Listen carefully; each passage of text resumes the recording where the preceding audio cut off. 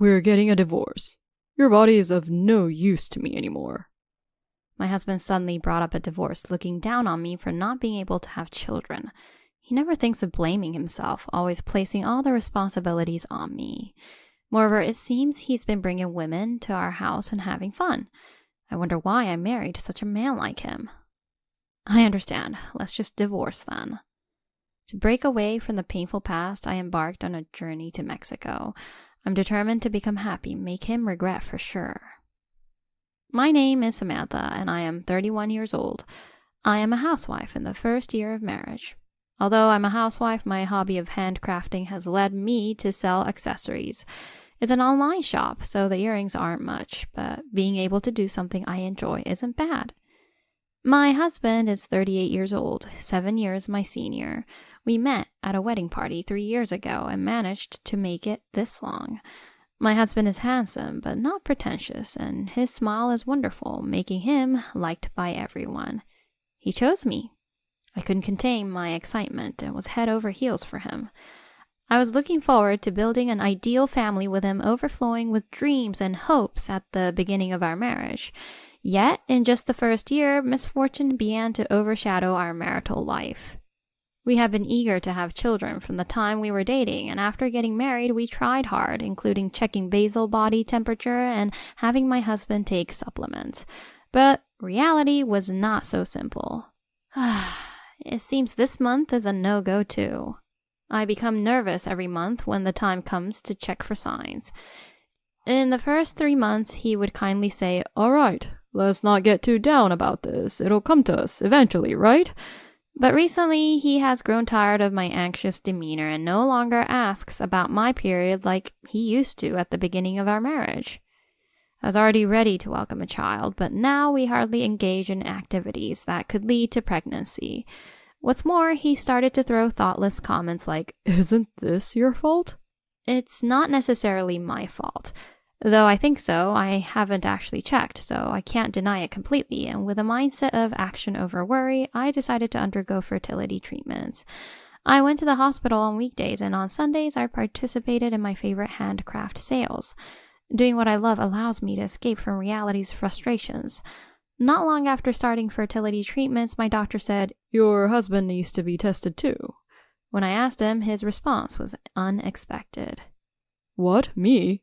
No way. Solve it by yourself." "We won't know which one of us has the issue unless we both get checked." "I've told you I'm fine." My husband stubbornly refused to get tested. It was a mystery why he was so confident. This exchange continued and our marital life became filled with cold days. My irritation grew more than my confusion, and I decided to go shopping to clear my mind. Huh? My credit card is missing. Where did I put it? I rarely use it, so it should have been stored in a drawer. As I searched every corner of the room, something shiny caught my eye near the bed. What's this? Picking it up, it was a pair of women's earrings that weren't mine. A present for me? That can't be right. Or has someone else been here? My husband's cheating on me? My mind was swirling with wild thoughts, and I felt nauseous. Despite wanting to believe otherwise, my husband's recent behavior had been suspicious, and I couldn't fully trust him. Even the card, I thought. Maybe something was amiss. Once I started worrying, there seemed to be no end, so I decided to check the credit card statements. I thought it would clear things up, but instead my suspicions towards my husband only grew. What's this? A hotel stay for $360? And at a woman's brand shop? $1,000? Huh? I gasped at the unexpected high expenses that I didn't recognize. This meant someone was using my card to buy things for someone else. Unbelievable. Looking back, I realized these unknown purchases started 6 months ago, with the most recent statement showing a charge of about $7,000 at a travel agency. Travel? Absolutely unforgivable. Recalling my husband's recent distant behavior, I was enraged, and I firmly decided to get a divorce. That evening, when my husband came home, he started the conversation before I could even speak. "I'll be going on a trip this weekend. I'll be back in a week." What? I couldn't believe my ears, but this was my chance to confront him. Who are you traveling with and where? Huh? He seemed surprised by the question, visibly annoyed. So, who and where? A week is a long time, isn't it? It's overseas. Overseas? I was genuinely shocked. So I'll be back in a week. I'll get you a souvenir or something. I don't care about souvenirs. Who are you going with? Some friends from back home. Someone you don't know. Oh, really? My response, laced with skepticism, seemed to provoke him. Are they really just friends? Yes. Are you doubting me? He frowned as if the suggestion was absurd. By the way, I can't find my credit card. Do you know where it is? Your card? No idea. His eyes darted away at the mention of the card. I see, I'll have to stop the card then. Stop it? Yes, it would be terrible if it was used without permission. Wait. Maybe I borrowed it and forgot to return it. Really? His attempt at an apology was painfully inadequate. Here, this must be it. Sorry for borrowing yours without asking you. I couldn't find my card and needed to use one urgently. But then I found mine right before using yours, so I didn't actually use it. The more he lied, the more he talked. It's true what they say. Is that so? Well, I didn't want him to think he could fool me with such an act. I decided to confront him with the credit card statements. I have a question then. What about it? About these credit card statements. There are charges for hotels, brand wallets, and even travel payments. You didn't use this card, did you? He was at a loss for words. If you say it wasn't you, I'll call the credit card company right now to check, and I'll have to block this card too.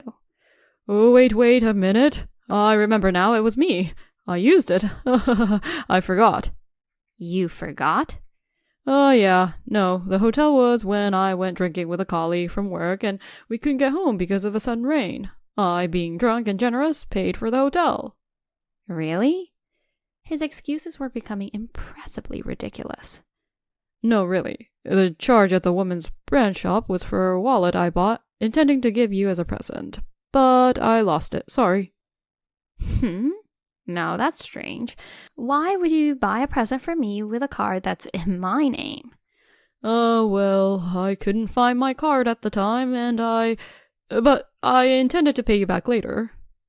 I was at my breaking point with his outrageous lies. Enough. You're cheating, aren't you? What? Then what about this earring? Why would there be a woman's earring other than mine in our bedroom? Well... Finally conceding, he sighed deeply and braced himself with a look of utter annoyance. Yeah, so what? What a hassle. Why does the person who cheated act so defiant and high and mighty? I was astounded. Excuse me? What's with that attitude? You're the one who cheated. So what? If you didn't want to be cheated on, you should have tried harder. I was speechless at his absurd logic. Tried harder? How? Why is it my fault that I was cheated on? Are you out of your mind? Can't you see? If you were cheated on, it's because you weren't attractive enough. If you didn't want to be cheated on, you should have made more of an effort. It was useless. We were getting nowhere. Absolutely unbelievable. I couldn't believe my husband was this foolish. And then he finally declared, Enough. We're getting a divorce. You're useless to me now. Divorce? Useless? I couldn't comprehend how he arrived to such a conclusion. I stared at him, seething with anger. Excuse me? Do you even understand what you're saying? I understand perfectly. I'm saying we're getting a divorce. I don't need a woman who can't have children. His cruelty was beyond belief. It was hard to imagine someone could be this cruel. At that moment, any feelings I had for my husband disappeared and I accepted the divorce. Fine, let's get a divorce. Good. That makes things easier. Make sure you're gone by the time I get back from my trip. I would have left, even if you hadn't said anything. His unreasonable words pierced my heart, and I couldn't stop crying that day. Then the weekend arrived. Without any ounce of regret, my husband left for his trip as if he couldn't be happier. Moreover, he left the divorce papers on the table, filled out on his part. After being treated like this, I felt nothing but hatred for him. All I have to do is sign, and it will all be over. I submitted the divorce papers officially ending our brief marriage. A year later, it feels nostalgic, even though it's only been a short while. Having returned from Mexico, I took a deep breath. The smell of my hometown and the crowds felt comforting, different from abroad. Now I have to go home and have a lot of things to do, like unpacking and cleaning. As I was busying myself at home, I heard a familiar male voice. Hey, I finally found you. Turning around, there stood my ex-husband. I hadn't seen him since he left me to go on an overseas trip. Oh, what do you want? I'm busy, you know. Don't play dumb. You've messed everything up because of your unnecessary meddling. Indeed, after our divorce, I had hired a detective agency to investigate his affairs and, based on the evidence, asked a lawyer to demand compensation. It seems he had received the documents. I have every right to claim for it. I haven't done anything wrong, have I? Shut up. Because of you, I've had trouble with my parents, and a rumor even spread around at work. I lost my job. It's all your fault. He was ranting without any concern for the surroundings, clearly distressed. My fault? Everything is your fault. You're the one who left me, remember? Saying you didn't need a woman who couldn't bear children. I'll never forget it. The anger from that day remains still vivid in my memory. But I'm no longer the person who gets swayed by the bitter past with my ex-husband. I have a new partner in life by my side now. Is something wrong, Samantha? Carlos. Standing close by my side was my current husband, Carlos, who's from Mexico. He was the one who genuinely helped me when I was heartbroken, went to Mexico barely speaking Spanish. I taught him English and about American culture because he liked America, and he taught me Spanish since I struggled with it. Our relationship gradually developed from there. Carlos had a dream of living in America someday, and to fulfill that dream, we came back together. My ex-husband shouldn't know my address after the divorce, so he must have asked my parents where I was, and that's how he came here. Who's this guy? My husband. What? His eyes widened in surprise. I remarried. His gaze then shifted to the baby cradled in Carlos's arms. That child is... Yes, my child. What? How? How could you have a child? That's right. He seemed to still believe I was infertile, standing agape and frozen. How? Weren't you unable to have children?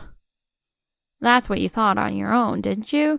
I had a checkup at the hospital and there was no problem with me, but what about you, I wonder? What do you mean? You refused to get tested, remember? It means that the problem was with you. No children with your affair partner yet, right? That's... He fell completely silent. You need to get tested. The cause of infertility is equally likely to be from the male as it is from the female, right, Carlos? While holding our baby and watching the exchange between me and my ex-husband, Carlos pulled me close and glared at my ex. I've been listening to your story. Samantha is my wife now. If you hurt her, I won't forgive you. Carlos is an obstetrician. Through his referral, I underwent through fertility tests and was found to have no issues. This is proven by the baby Carlos is now holding in his arms. And he is set to work as a doctor at the New York hospital, having obtained his medical license in America upon our return. What the hell? My ex-husband still seemed to want to say something. If I had known you could have children, I would never have divorced you. It's not too late. Let's get married again. What? Carlos and I were speechless at his self-centered words. I never want to see you again, and there's no way I'd ever consider getting back together. Why? You were madly in love with me and wanted to marry me. We can still make it work. What? His words made no sense. It was as if his language had changed completely, and we couldn't communicate at all. How could I have ever married such a person like him? I was filled with regret. I have moved on to a new life. I will never see you again. Ugh. I looked at my ex-husband with a strong gaze. Goodbye. Now, leave my side. Carlos stood in front of him and shouted, Leave now or I'll call the police. I turned around and walked away with Carlos. The next day, I visited my parents' house for the first time in a while and reintroduced them to my new family. My parents were overjoyed with their first grandson, and Carlos, who could now speak English, made them very happy. My sister had inadvertently told my ex-husband where I lived, not knowing the full story. She apologized for what had happened, but in the end, I was glad I could tell him off directly. According to the detective agency, my ex-husband had been involved with multiple women even before our marriage and continued his affairs under. After quitting his job and running out of money, he was being sued for compensation by the women he had deceived, desperately seeking to reconcile with me, likely seeing me as a financial opportunity. He was truly despicable. And there was good news for our family. Actually, I'm pregnant with our second child. My parents and sister were thrilled with this news. We don't know if the baby's a boy or a girl yet, but after struggling with infertility, I am now in the happiest phase of my life. Thinking about the many forms of happiness still to come fills me with excitement. Carlos and I smiled at each other as we watched our son embracing each other and savoring this happy time.